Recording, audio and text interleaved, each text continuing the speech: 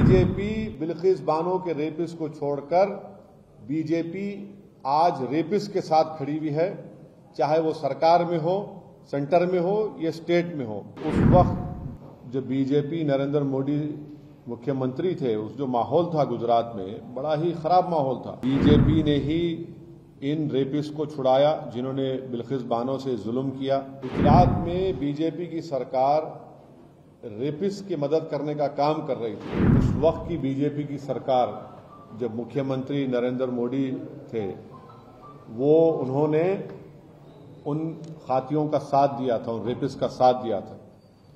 बिल्किस बानो का रेप हुआ, उनकी मासूम बच्ची का कत्ल हुआ और बिल्किस बानो ने ये लड़ाई खुद से लड़ी इंसाफ के लिए, अपने इंसाफ के लिए। तो जो उस वक्त जब बीजेपी नरेंद्र मोदी मुख्यमंत्री थे, उस जो माहौल था गुजरात में, बड़ा ही खराब माहौल था। तो इसीलिए इस ट्रायल को महाराष्ट्र में शिफ्ट किया गया। और ये बात आपको याद रखना चाहिए कि बीजेपी ने ही इन रेपिस को छुड़ाया जिन्होंने बिल्किस बानो से जुल्म किया।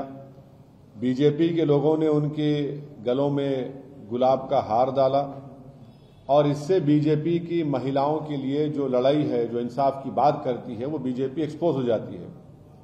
दूसरा पॉइंट उसमें यह है कि आज कोर्ट ने क्या कहा, सुप्रीम कोर्ट ने कहा the state of Gujarat acted in complicit with convicts, यानी स्टेट ऑफ गुजरात खुद इन रेपिस के साथ कॉम्प्लिसिट थी। बुनियादी बात यह बेसिकली ये है कि गुजरात में बीजेपी की सरकार रेपिस की मदद करने का काम कर रही थी और ये बात आप भी जानते हैं कि उसमें बीजेपी के दो एमएलएज ने ये एंडोर्स किया कि इन रेपिस को छोड़ दिया जाए और एक बीजेपी के एमएलए ने उनको संस्कारी भी कहा था। आज सुप्रीम कोर्ट ने ये साफ कर दिया कि गवर्नमेंट ऑफ गुजरात, जो बीजेपी की सरकार है वहां पर, उन्होंने बिल्किस बानो के रेपिस को छोड़ने में मदद की, फ्री किया, और जबकि उनके पास ये इख्तियार नहीं था। मैं सुप्रीम कोर्ट के इस फैसले का वेलकम करता हूं, खैर मुकद्दम करता हूं और उम्मीद करता हूं कि मुस्तकबिल में, फ्यूचर में कोई भी सरकार इस तरीके से एक्ट नहीं करेगी जिससे रेपिस को छोड़ दिया जाए।